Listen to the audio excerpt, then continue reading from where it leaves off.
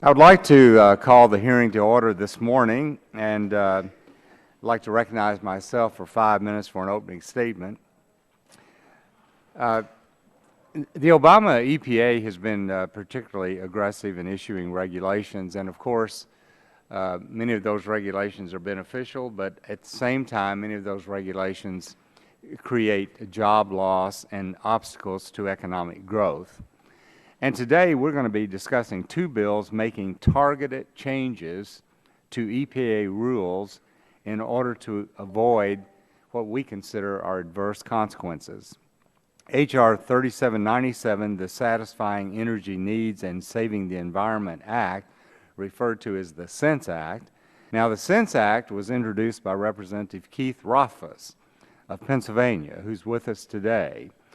And his bill addresses an issue of great concern in western Pennsylvania and other coal mining regions around the country, and that is the recycling of massive piles of coal refuse that were generated many years ago and continue to be located in many of these communities.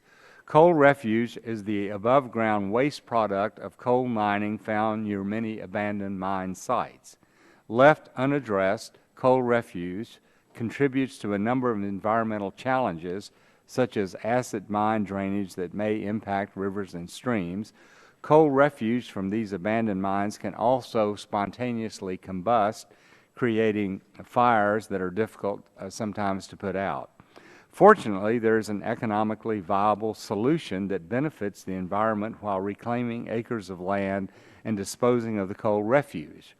Specialized power plants have been developed that can use coal refuse to produce electricity, and they're doing that today. These coal refuse to energy facilities not only reduce the volumes of coal refuse, but the resultant ash is environmentally beneficial and can then be used for site remediation. However, the continued operation of these plants is in jeopardy by the EPA's cross-state air pollution rule and the agency's mercury and air toxic standard, also commonly referred to as Utility MACT.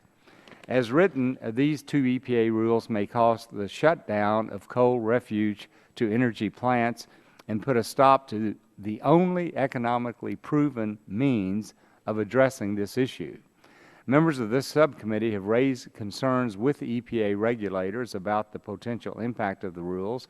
I know that Congressman Rothfuss has spent a great deal of time on it.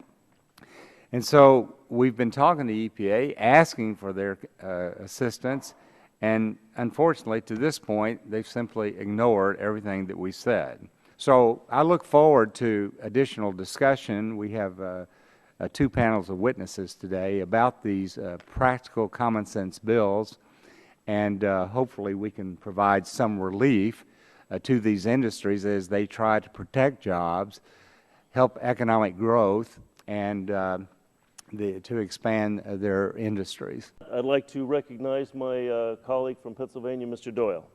I want to thank my friend for yielding time. I also want to thank Congressman Rothfuss from my home state for appearing before our committee today and for his work on this important issue.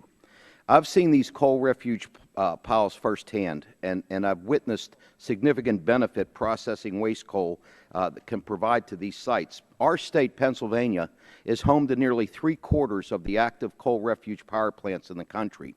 There are more than 5,000 coal refuge sites that cover approximately 184,000 acres throughout our state and pose a significant threat to local habitats and communities. As many of you on this committee know, I'm an all-of-the-above guy when it comes to our energy portfolio, and coal refuge power plants provide an additional benefit in that they improve the local environment. I think they're an important part of Pennsylvania's power system and help ensure we're good stewards of our land and water. This bill would certainly help ensure their continued use in years to come. I'd note to my colleagues that this bill is also significantly improved from previous versions. Cleaning up these waste coal piles is a major priority for our state, and we need to figure this difficult problem out. I just want to take this time to welcome Congressman Rothfuss from Pennsylvania, and especially on this piece of legislation. Congressman Doyle mentioned it. I also have a lot of sites that could be recycled. I think Keith proves to be a sound political mind and does due diligence, and we're glad you finally get a chance to air this bill before the subcommittee, and we want to welcome you. Like our friend from Illinois, I also want to welcome Keith Rothfuss, the member of Congress from the state of Pennsylvania, with us today. He's the author of the Sense Act and has been, I know we've had many discussions about it. I know he's been talking to EPA about it and had discussions with other groups as well. So welcome, Congressman Rothfuss, and you're recognized for a 5-minute opening statement. Thank you, Mr. Chairman. And be sure to turn the microphone on. Are we on there? Does that work? Very good. Thank you, Mr. Chairman, and thank you for holding this hearing today on two vitally important pieces of legislation, the Sense Act and the BRIC Act.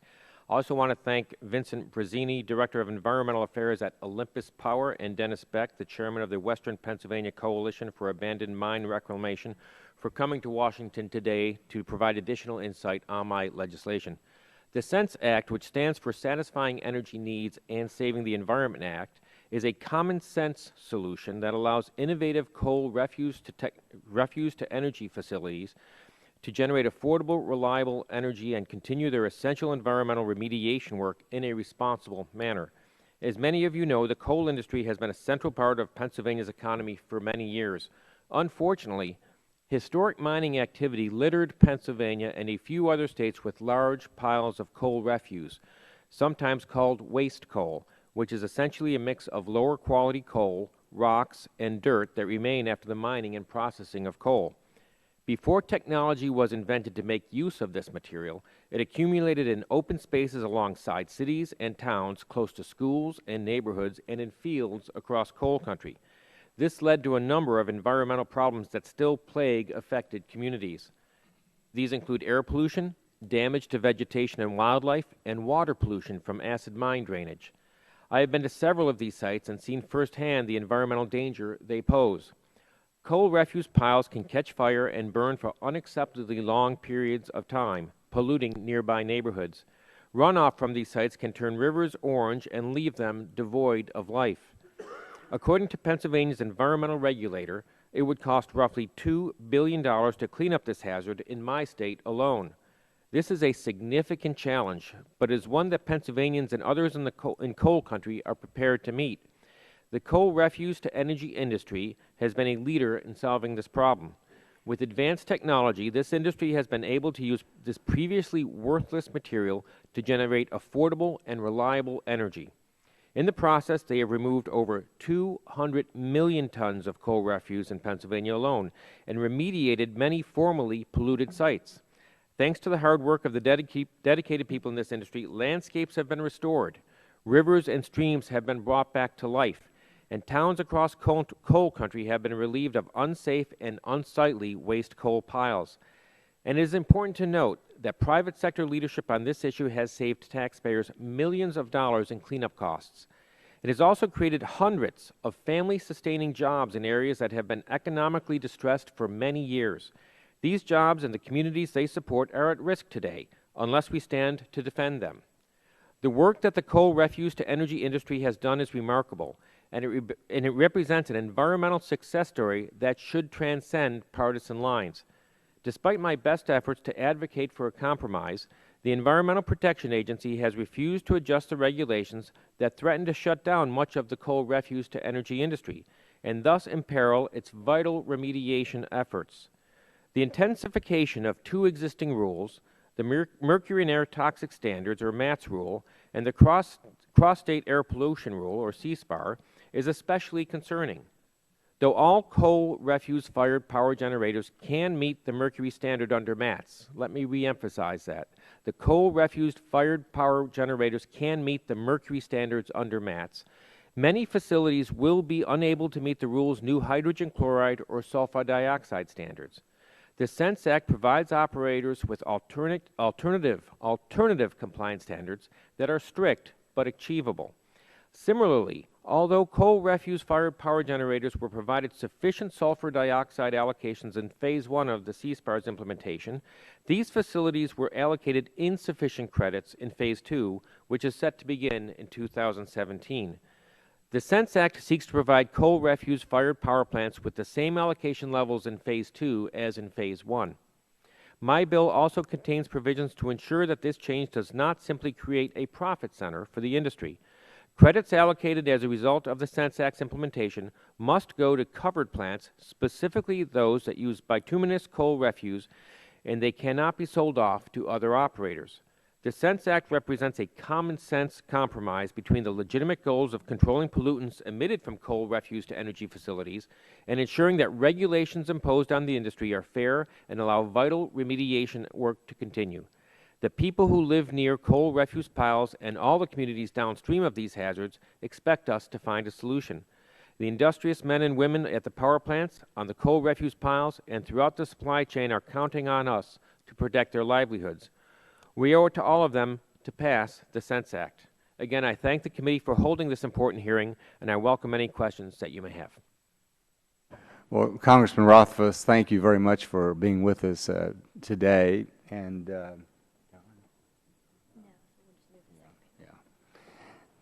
as much as we'd like to ask you questions, we're going to dismiss you because we have another panel and we're going to be asking them a lot of questions. But I want to thank you again for your leadership in bringing this to our attention, and we all look forward to working with you to try to move this legislation to provide some assistance.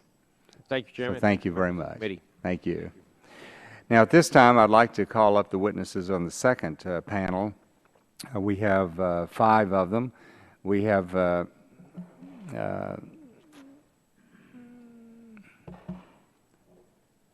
Mr. Davis Henry, who's the President and CEO of Henry Brick. We have Mr. Creighton McAvoy, who's President of McAvoy Brick Company. We have Mr. Vincent Brasini, who's the Director of Environment Affairs for Olympus Power. And we have Mr. Dennis Beck, Chairman of the Western Pennsylvania Coalition for Abandoned Mine Reclamation. And we have Mr. John Walk, who's Senior Attorney and Clean Air Director at the Natural Resources Defense Council. So if you all would come forward and have a seat.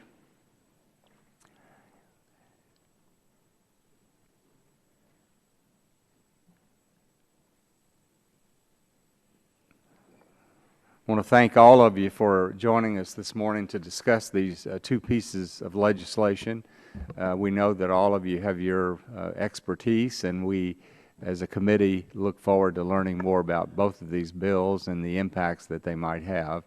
So Mr. Brasini, you'll be first, and so everyone make sure their microphones are on when you do speak so that our transcriber here can get everything down. But Mr. Brasini, you're now recognized for 5 minutes for your opening statement. Good morning. I'd like to thank the Chair and the committee for holding today's hearing on the Sense Act. My name is Vince Brasini, and I'm the Director of Environmental Affairs for Olympus Power. Today I'm testifying on behalf of ARIPA, the Trade Association of the Coal Refuse to Energy Industry. ARIPA members' facilities remove and convert coal refuse from historic mining activities into environmentally beneficial electricity. In fact, our electricity is recognized in the Pennsylvania Alternative Energy Portfolio Standards Act. Coal refuse is a material that has been left behind by historic coal mining activities. This includes the mining and the processes which separated coal from rock and other carbonaceous material. The picture on the screen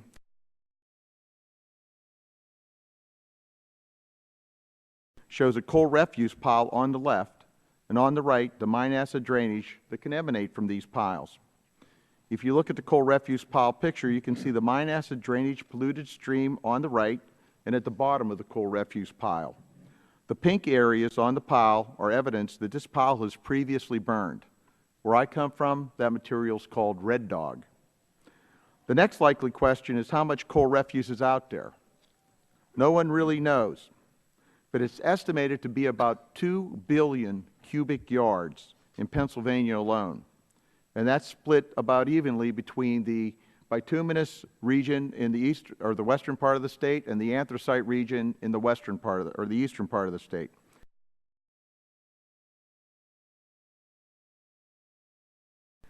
This map shows the abandoned mine lands and the location of the coal refuse to energy plants in Pennsylvania.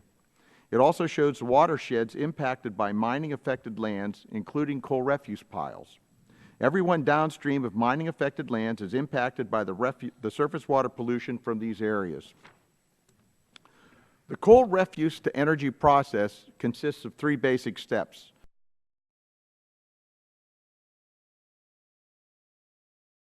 The coal refuse is screened and removed from the site and then hauled to the coal refuse to energy plant.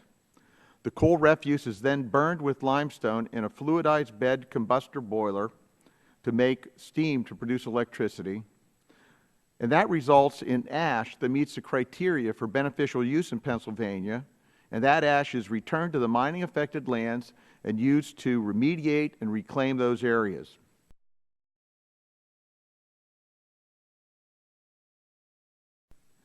The coal refuse to energy process is the only process that permanently addresses the problems associated with coal refuse. Some key industry metrics in Pennsylvania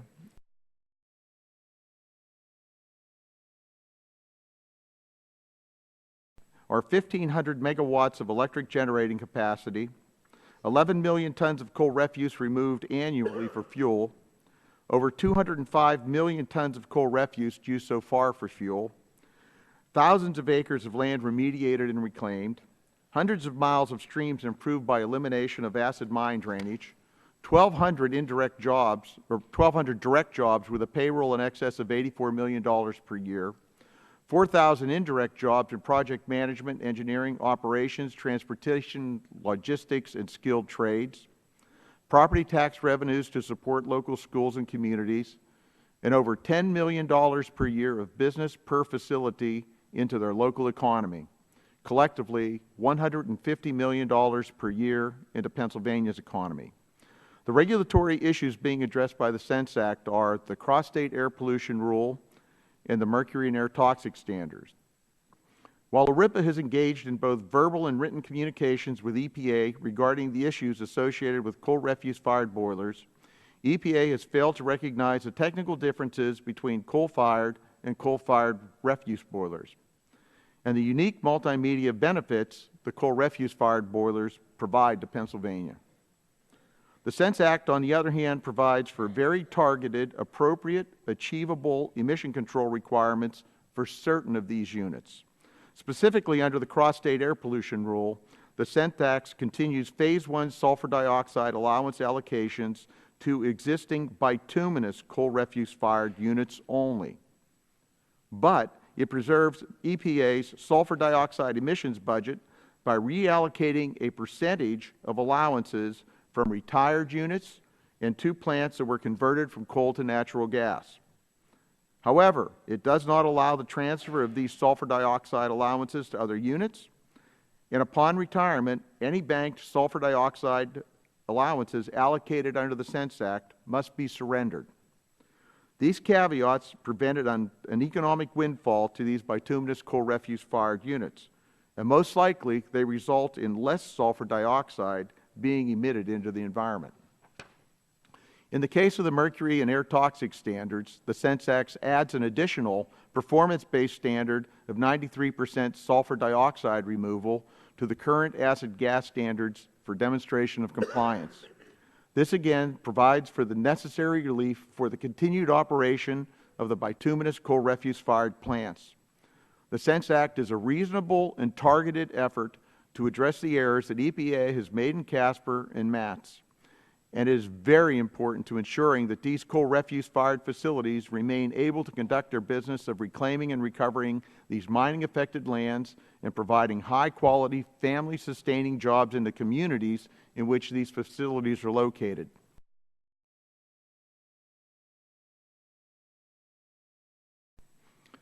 ERIPA would like to thank Representative Rothfuss, and we urge you to support the Sense Act and its passage in this session of the U.S. House of Representatives. Thank you very much, Mr. Bersini, and Mr. Beck, you're now recognized for 5 minutes. Usually I don't need a microphone, but I'll tone myself down today. Good morning, Mr. Chairman and the rest of the committee members. My name is Dennis Beck. I'm President or Chairman of the Western Pennsylvania Coalition for Abandoned Mine Reclamation, otherwise known as WIPCAMR. We have a sister organization called EPCAMR, which is the Eastern Pennsylvania Coalition. The Coalition appreciates the opportunity to appear today and share our views and concerns on the effects of the waste coal to energy plants in restoring the degraded environment in coal-producing areas, especially in Pennsylvania. I'm expressing support for House Bill 3797, the Sense Act, which will help establish the standards for EPA to regulate waste coal to energy plants. Our efforts focus on returning abandoned mine lands and waste coal piles to productive use, improving water quality, and reducing hazards to health and safety, thus improving the local economy and enhancing the quality of life. Today, the runoff from these waste coal piles is polluting our surface and groundwater supplies for several miles around the piles, with other numerous impacts on our environment. Chemicals such as mercury, selenium, chromium, lead, aluminum, iron, and manganese are seeped out of these coal piles into our water systems, into our water supplies. Where I live in Cambria County, we're at the headwaters of the Ohio River, and Pennsylvania is also part of the headwaters for the Chesapeake Bay. So any pollution that rolls off these coal piles affects everyone downstream. Changes in the pH in these streams destroys aquatic life, from the macroinvertebrates to fish. None survive in it, from some of the pictures that Vince had shown. Here's an important part. If left alone, many of these piles will self-ignite. We've got 40 piles in the state of Pennsylvania that are burning at this time. In Lackawanna County, in 2014, Pennsylvania's DEP had to extinguish that pile. It cost them over $2 million to extinguish the one pile that was burning. The 3 cogeneration plants in my county have significantly improved and impacted our county. They've burned over 25 million tons of waste coal while supplying electricity to 280,000 residences. The 3 plants employ 200 people directly and indirectly 300 more. They've reclaimed over 525 acres of abandoned mine lands, contributed over $25 million to the local community since they've been put in place, and have won numerous state and environmental and safety awards since 1992. I just want to talk a little bit about 2 of the reclamation sites in Cambria County. In Revlock, the Blacklick Creek was a dead stream for several decades. That has been restored. Over 100 acres of land have been restored. The south branch of the Blacklick is now designated as a cold water fishery by the Pennsylvania Fish and Boat Commission, and it's eligible for fish stocking for the local fishermen. In Washington Township, there's been 3.5 million tons of waste coal removed. In its place, there are 4 ball fields, 2.5 miles of walking trails, a community hall, a coal miners monument, and a bell tower. It's now a gathering place for the entire community, both young and old, improving the vitality of a once dying community. A contractor has also subdivided numerous acres for housing growth in that area. Another one of these big projects that was undertaken is called the Big Gorilla Project in northeast Pennsylvania. It cost DEP $4.5 million to reclaim those acres, and they estimated if the waste coal plants had not come in to take the waste coal out of there, that reclamation cost would have been $80 million. And it cost $4.5 million to get it cleaned up and restored. I want to look at net benefits. Several people have talked about reducing the benefits of cleaning these sites up and stuff that we've put on it. I've mentioned a couple of them. Let me just mention what would happen if they're not cleaned up. There's over 5,000 piles of waste coal left in Pennsylvania. There's 40 of them burning at this time. If they're left alone, numerous more are going to self-ignite. And what comes off of those piles in the smoke and the steam that come off of there are, again, your mercury, your sulfates, your chlorides, hydrogen sulfide. You've got polycyclic organics, which are phenols coming off of there in that smoke. There's 40 piles. Furthermore, let me mention this one also.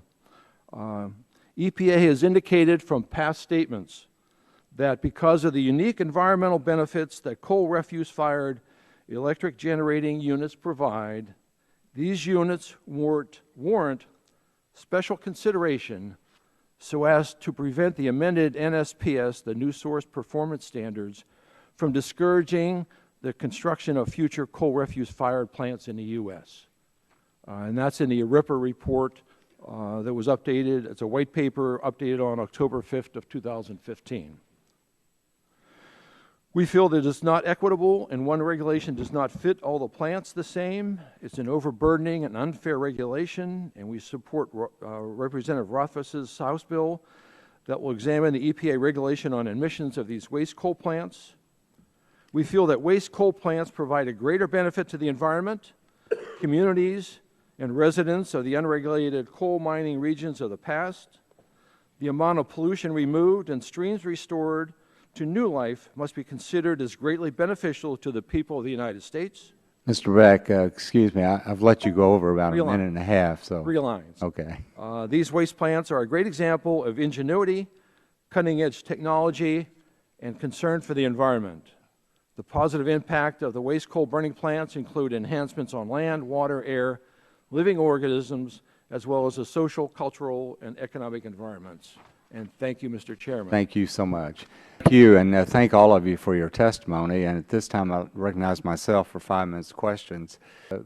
On the coal refuse issue and the BRIC, have you all had a lot of discussions with EPA about your particular problem? Yes, in fact, those discussions occurred. There were meetings on February 29th, 2012, May 30th, 2012, March 19th, 2013, May 7th, 2013, November 5th, 2013. And do you feel like you're making any progress in working out a solution with EPA on this? Not at this point, no. This time, the Chair recognizes the gentleman from Illinois, Mr. Shimkus, for 5 minutes. Thank you, Mr. Chairman. Let me go to the kind of segueing now to the Sense Act. Back to you, Mr. Walk. I mean, those photos that was put up by, I think, Mr. Bruzzini are fairly compelling on reclamation and reuse. But in your opening statement, you also said, I'm not going to dispute or discuss, you didn't want to talk about those benefits. Why not? I wasn't disagreeing with those benefits, is what I meant to.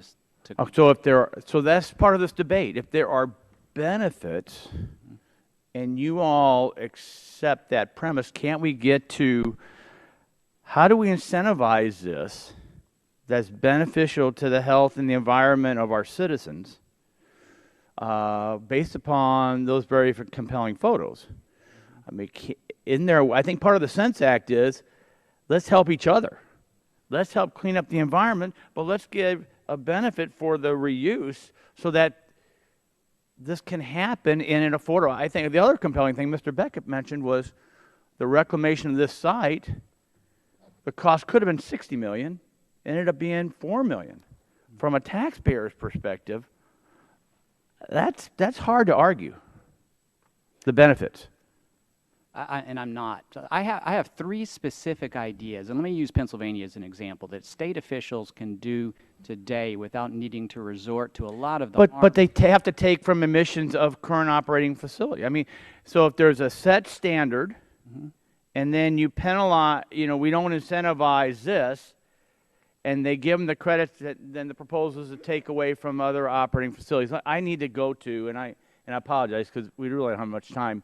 I want to give Mr. Bruzzini a chance to respond to some of the claims Mr. Walk made as far as the litigation, Bush administration, and a response. Could you do that for me? I would love to, thank you. Let's talk about MACT. What MACT did in that regulation, EPA lumped 2 groups. They said, you're coal or you're lignite. There was no differentiation between coal refuse, and I believe they kept coal refuse because of the exact reason Mr. Walk mentioned. We are extremely low emitters of mercury. So they need to lump them in to the larger group so they can force the lowest mercury limit on the coal-fired plants. Also, we're extremely low emitters of particulate matter. They use a non-metal mercury particulate alternative standard. Again, we helped set the bar lower for the other plants. But once we got drug in to allow that to happen, at that point, we have HCl. I do not agree with what he said around these plants being able to meet hydrochloric acid. There are actually 2 bituminous plants that can meet the hydrochloric acid. No other plants, whether they are bituminous coal refuse or anthracite coal refuse. They don't do it. One is the last plant built in 2004, and there's a particularly unique sulfur dioxide control system, which as a co-benefit happens to control control hydrochloric acid. The other unit happens to burn coal refuse that doesn't have chlorine. In fact, to control mercury at that plant, you need a halogen, be it chlorine. They use bromine. And that's how they are able to capture the mercury, because you can't capture mercury unless it's oxidized. You can't oxidize the mercury unless there's a halogen present. Now, as far as the authority to exempt, or I can do a surgical reallocation tomorrow, no, they can't. This is a FIP. This is a federal implementation plan. And to change that federal implementation plan, you need a new state implementation plan. EPA has up to 18 months to respond to a federal implementation plan change. So the idea that I can come in there and fix this tomorrow is not true.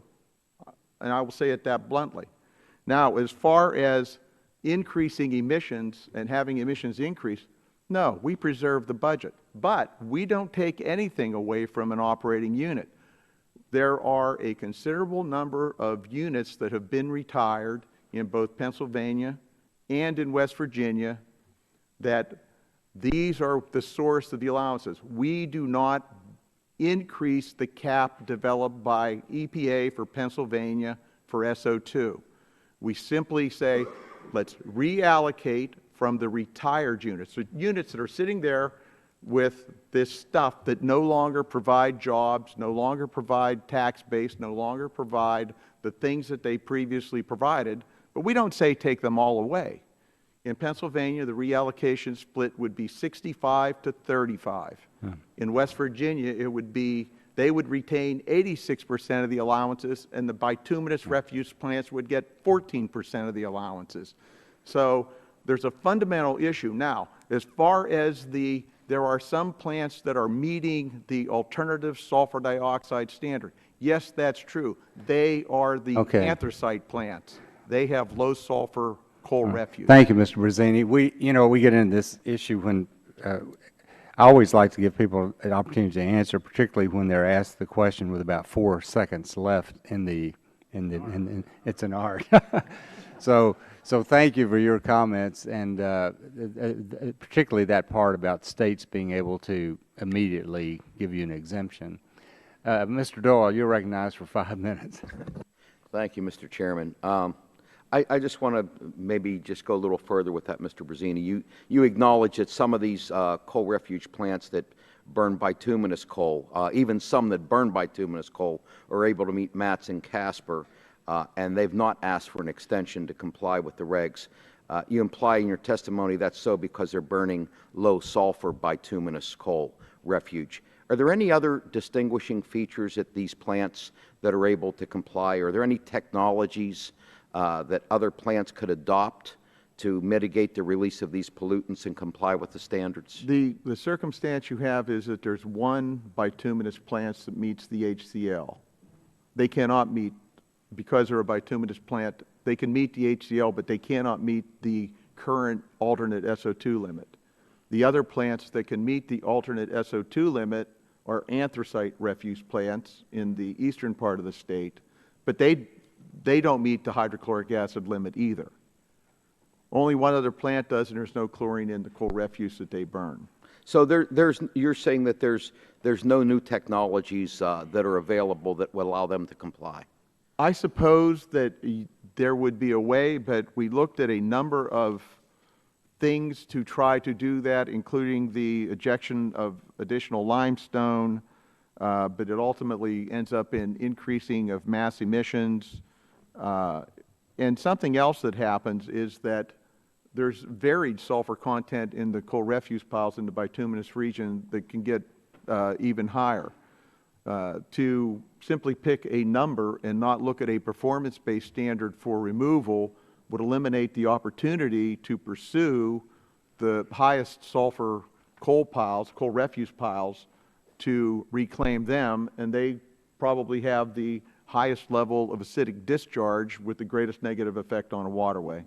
I mean, couldn't some of these plants add another type of fuel or make the waste coal their secondary fuel source so that it reduces the sulfur or HCl and helps them comply with the standards? Is there an alternative way to Not do really, this? no, not from the standpoint of entering a different fuel. You can't start burning. Number one, there's limitations by virtue of financing and other issues that these coal plants are obligated to burn at least 75% waste, coal refuse. There's also, as you go through, there's chlorine in the coal that's also burned, but you can't dilute it. Plus, you're also limited into the calorific value that can go into a fluidized bed combustor. For example, the most recent one built, and as they build them to be able to burn lower and lower quality coal refuse. The older ones that were built require, they burned or designed to burn about 6,800 BTUs per pound for their heat input for their fuel. The most recent one built is at 5,500, and coal's generally 12 to 13,000 BTUs per pound. Okay, thank you. Mr. Doyle, you're recognized for 5 minutes.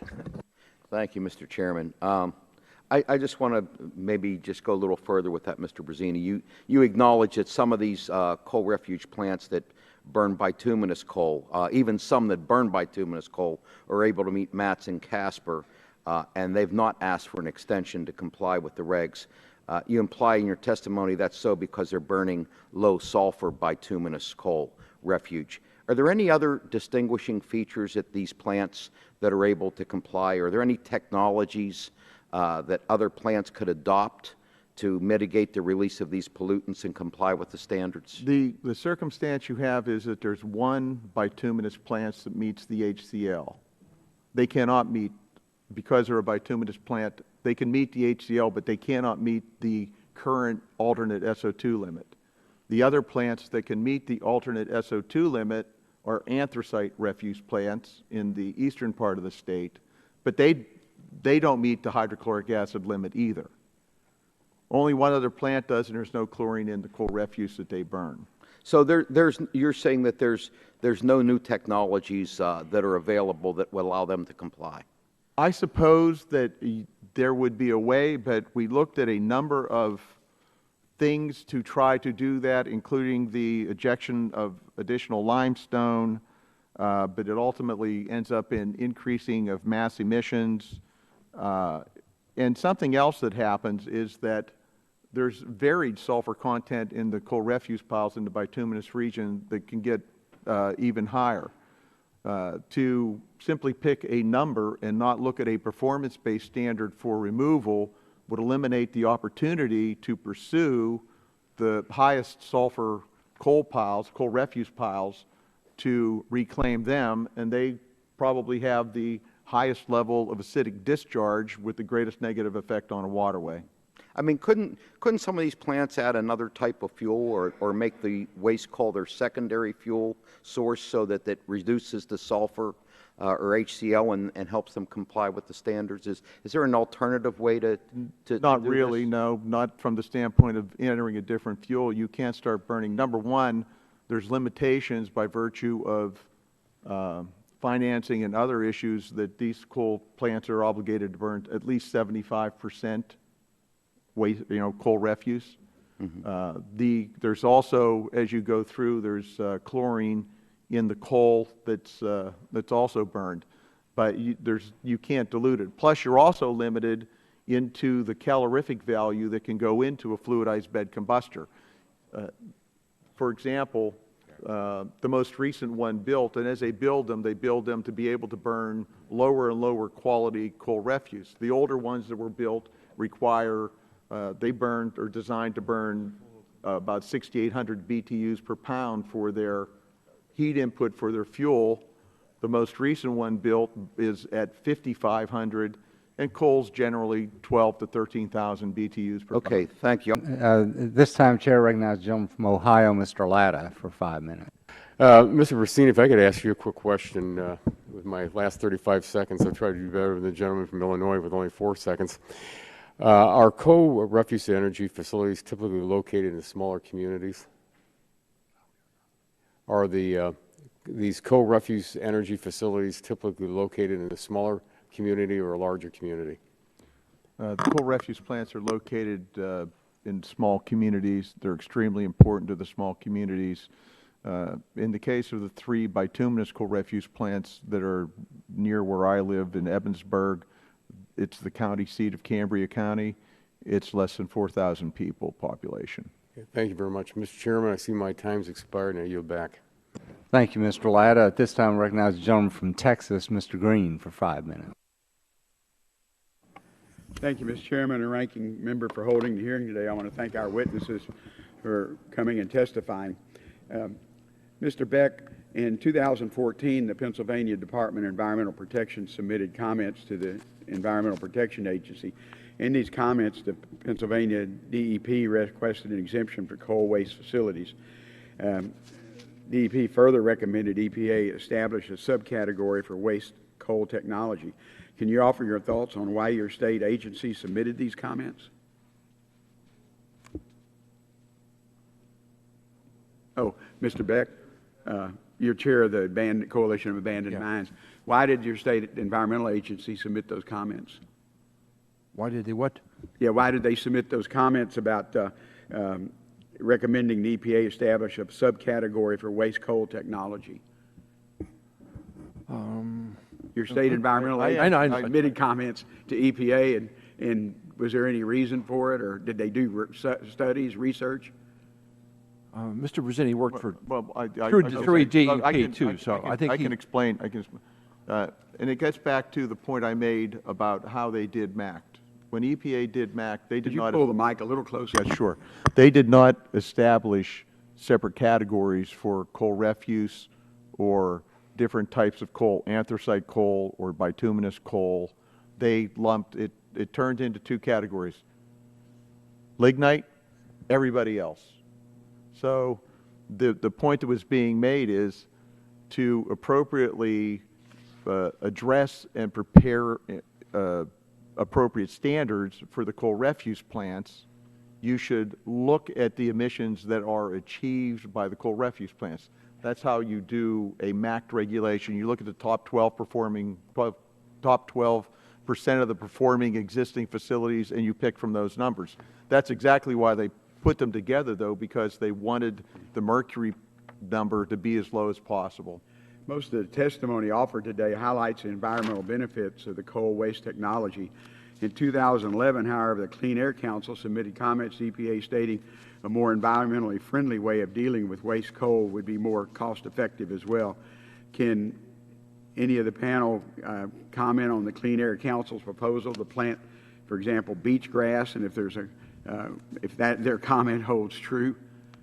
Well, we've tried to investigate the beach grass claim, and what they did, and I've only ever been able to find an overview of the study. I've never found a study. I've never found background information on the particular pile they wanted to introduce the beach grass to. The fundamental premise of that study is they want to introduce beach grass, and it will grow for a period of time, and then they'll start to repopulate, and then other native species will overtake the refuse pile.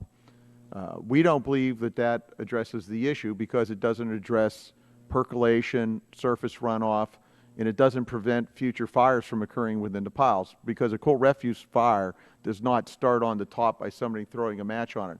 It starts from the inside. In my written testimony, I've provided a coal refuse white paper that discusses refuse fires and those sorts of things. But no, we do not believe beach grass is any solution. I kind of look at it as, you know, somebody's coming and you want to clean up the house, so you throw the stuff in the closet. Time to recognize the gentleman from Texas, Mr. Green, for 5 minutes. In our district, and you've heard over the years, I have 5 refineries that generate tons of petroleum coke that we can't burn. And we're lucky enough to have a ship channel where we load it onto a ship and send it to Africa, India, wherever else. That's not possible in Pennsylvania because the rail cost, the transportation to somewhere would be, I guess, huge and so economically disadvantaged. Is that correct? I think that's correct, and it's important to note where there's agreement here. I'm not arguing that we shouldn't be able to combust this, and they're not arguing that they shouldn't have to control emissions. What we're arguing about is whether the standards that have been issued by EPA and upheld by the courts and that are being achieved today and that will be achieved with available technology should be weakened by this bill or allowed to continue. This time, Chair recognizes the gentleman from West Virginia, Mr. McKinley, for 5 minutes. Thank you, Mr. Chairman. I suppose I probably want to, and I really want to just address the Sense Act over the coal refuse legislation. I'm trying to take it from a little bit different perspective, maybe from 30,000 feet, and that is all these new standards. Just imagine there would be so much less acrimony and differences of opinion, particularly back to you, Walt, if these were applicable only to new construction. If a new coal refuse facility had to be constructed, it has to follow these new standards. What I find offensive here in Washington is these new standards are put together and then they're applied retroactively back to existing facilities. I come from the construction industry, and I can just assure you right now that the Cannon office building doesn't comply with all the proper indoor air quality standards. It's laden with asbestos, but yet we don't go back and make them retroactively address that unless we're going to do a major renovation. This room in and of itself also doesn't comply with indoor air quality standards of air turnovers. Neither does the Cannon office building. The Capitol building doesn't comply, but yet we're allowed to continue to use it. We walk across floor tile that's laden with asbestos. We've got asbestos in our plaster walls, and it's okay. But yet you go after a coal refuse to energy facility and say these new standards, you have to go back and retroactively do that. I just think it's disingenuous the way we approach some of these things, and I think it's a disservice to the taxpayers and anyone else that when we apply, in your words, picking winners and losers. In schools and office buildings, we don't make them go back and retroactively do that, but yet we're doing it to industry. We're doing it to the coal industry. And I'm troubled with that. Now, and I just know that we'd have a lot less acrimony. I think we could get along with a lot of our regulations if we impose a new reg was only applicable to new construction, a new power plant, not to go back and shut them down. And I'm a little concerned because I'm hearing from testimony from and reading the document that when we have 2 facilities in my district in West Virginia, they're going to shut down under these standards. And we're treating as though as they're not being truthful. Said they can do it. I guess they can if they can get the money to do it, and people are willing to pay the additional cost of energy that they're going to create as a result of that. And apparently what they have found out that there's no interest in that.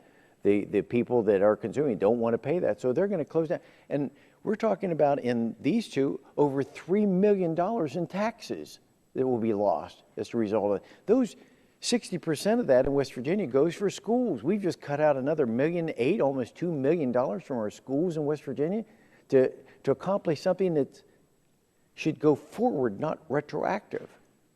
What are we thinking about when it comes to that? I'll go to you, Walk. Is it more responsible to say, go ahead into the future?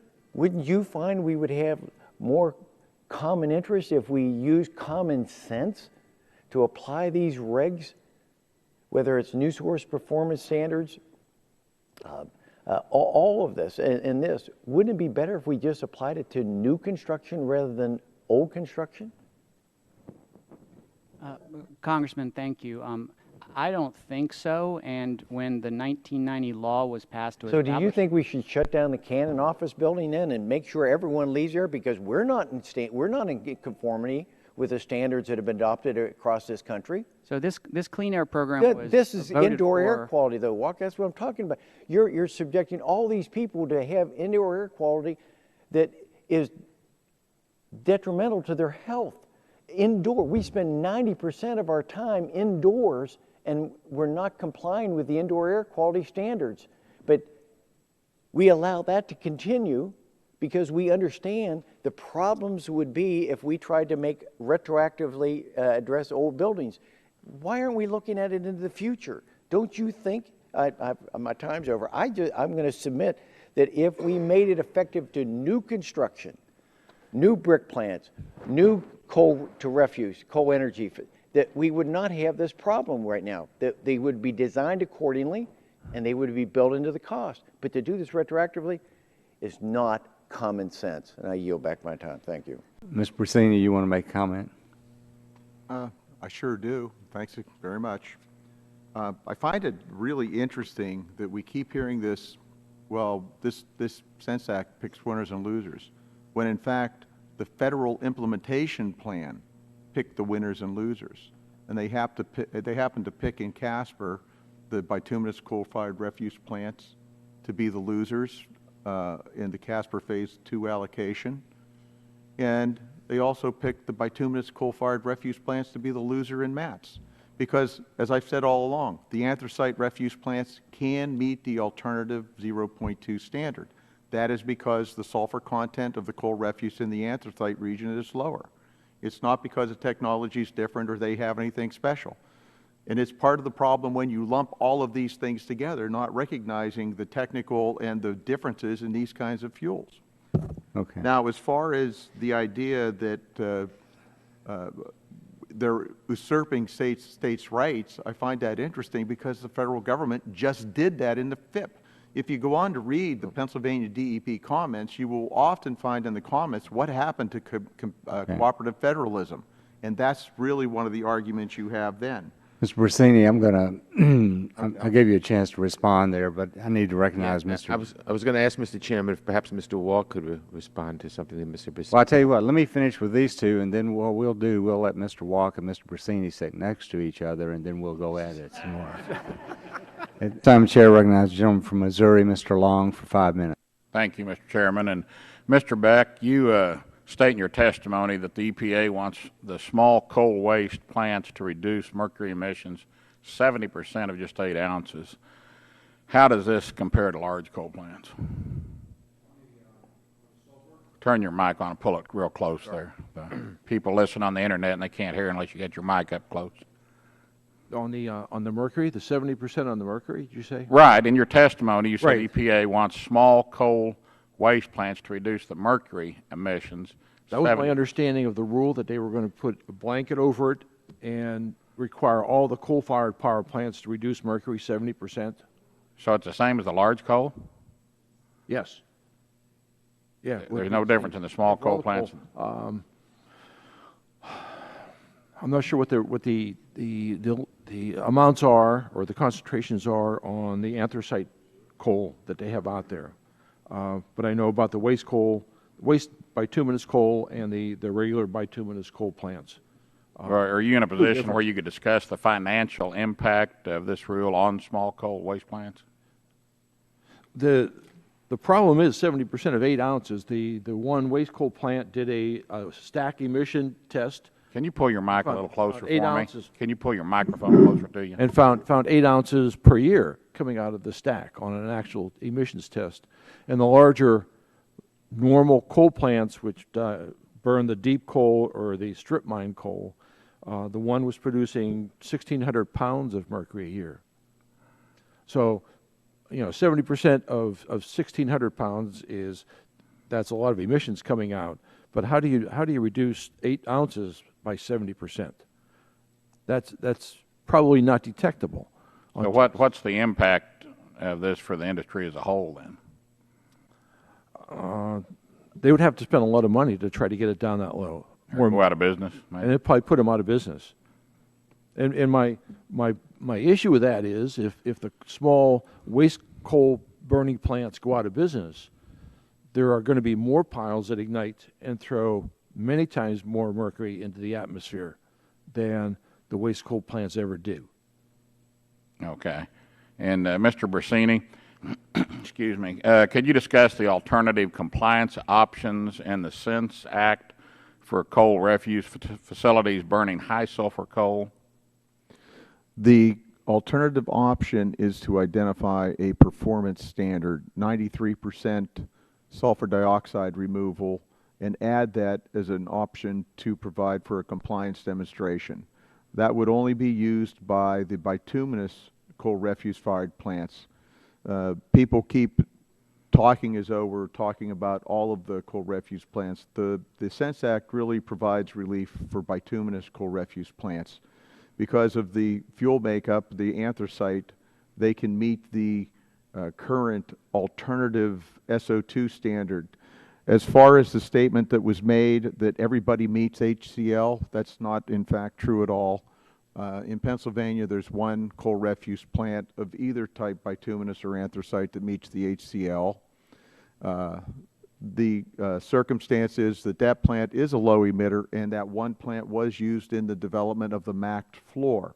But that's one plant, that's an outlier. It was the last plant built, came online in 2004.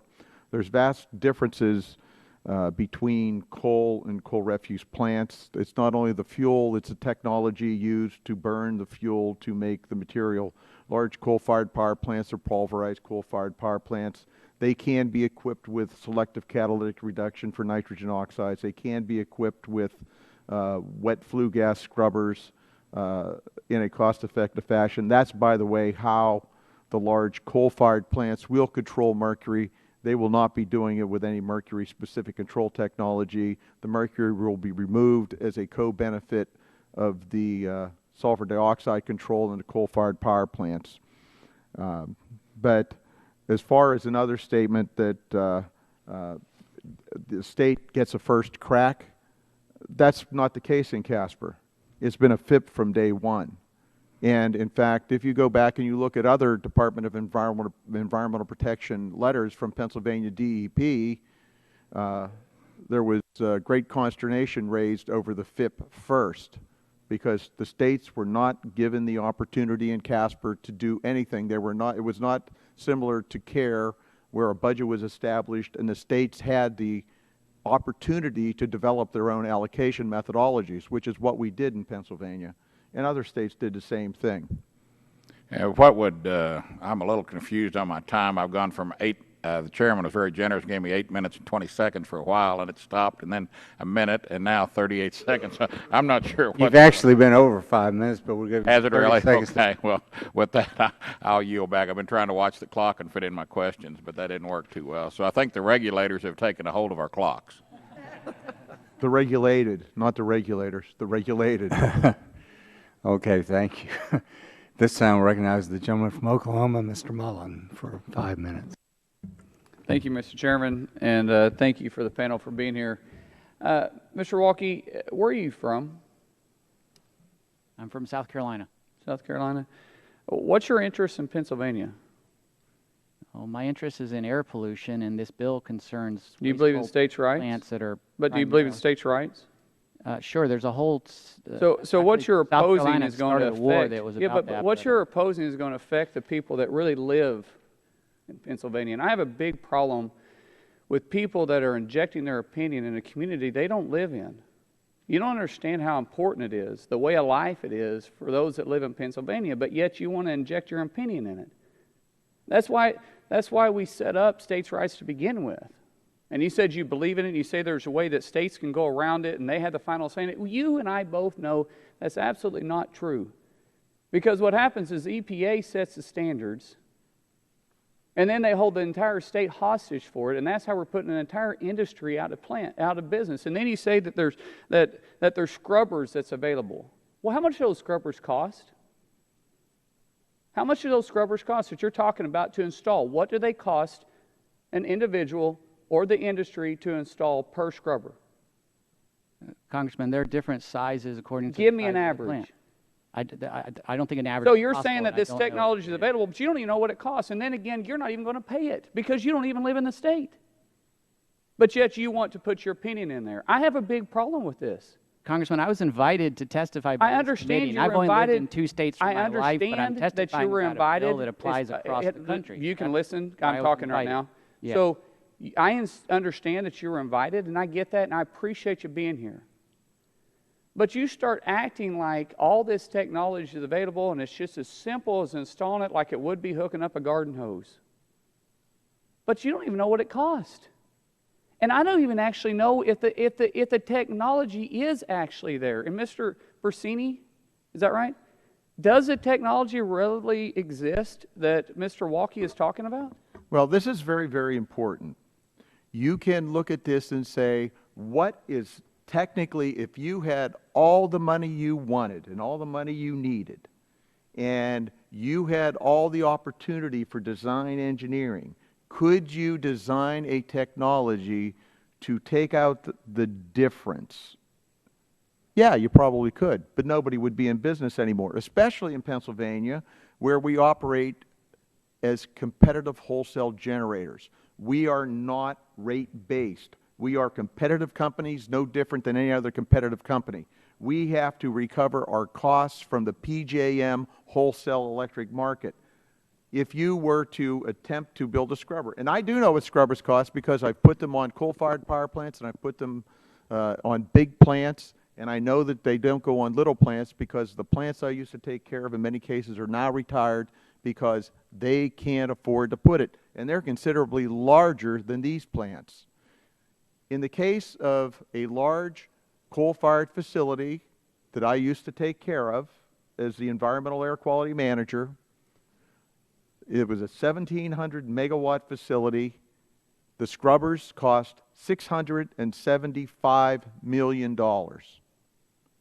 You go to these small plants, and that was to remove, and if you look at the dollar per ton, you were starting with no control, essentially, of sulfur dioxide.